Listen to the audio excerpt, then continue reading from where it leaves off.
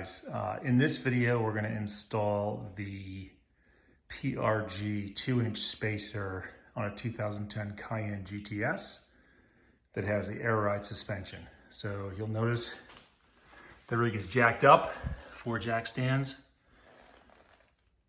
Remember, you need to put your rig, if you have air suspension, in locking mode for the air suspension so that you can jack it without the air struts trying to self-level and drop themselves out to the bottom. The front is already done on this, which is actually a pretty easy job.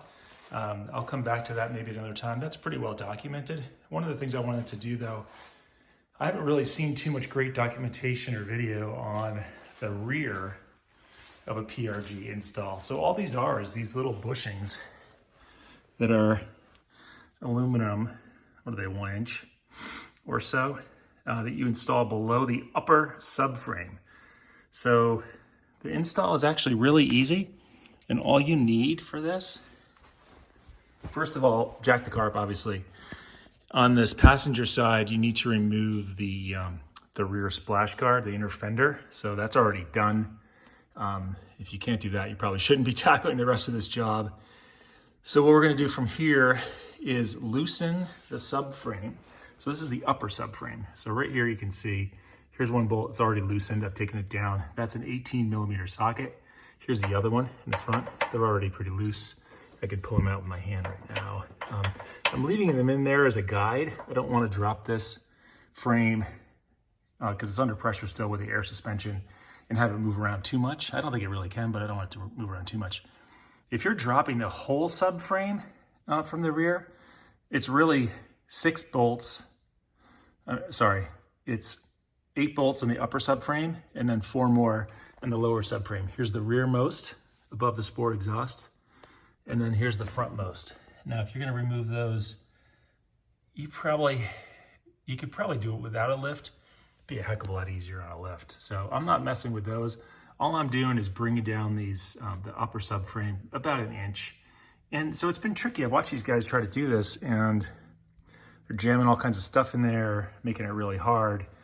This has actually been pretty, I can show you the easy way to do this. So we're gonna grab just a regular screwdriver here, all right? I don't think I can do this one-handed. So what I've been doing is whacking this. So I'm just gonna set my camera over here. Hold on, I have a pre-planned for this part of this filming adventure. So what we're gonna do, I'm assuming you can see that, yeah. We're gonna go ahead and just hammer this in here. A little toward the higher end where it's tighter. See that move? Now I went down to Ace because I was getting nervous about this project because I watched these guys try to do this. Grab this crowbar just to, and look at this. Boom, that whole thing just comes right down. Now, what's gonna happen is it's gonna wanna force the crowbar back out at you. So I made some little wood shims. So I'm just gonna pull this down, slide this wood shim under there. That is under pressure. Do not put your fingers under there. Get a little bit better purchase with my crowbar. I've got another piece, so this is just plywood. I'm gonna jam this piece in too. Give it a little tap with my mallet. Guess what? That's it. That's all that's literally all the space I'm gonna need to be able to put these spacers in here. Look at that. It's beautiful.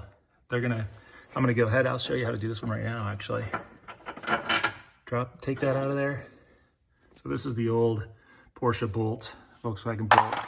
Put it with my rusty lug nut collection.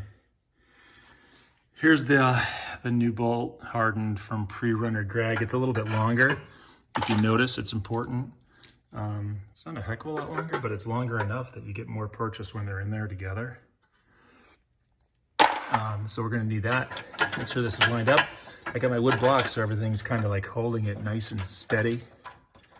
And there you go. Just gonna pop that in there. And I'll go ahead and tighten those. Now, I'm showing you everything I've done. I have not loosened any of the suspension mounting points. I did not want to get in with torquing these, untorquing these, whatever. These are 24 Some of them are 24 millimeter. Guys will say, hey, you need to loosen every single one of these things back in here. I didn't loosen any of them, and I'm able to pop these things right out of here. Look at this. It's like butter. Great engineering on this, I suppose, is one of the things we could say.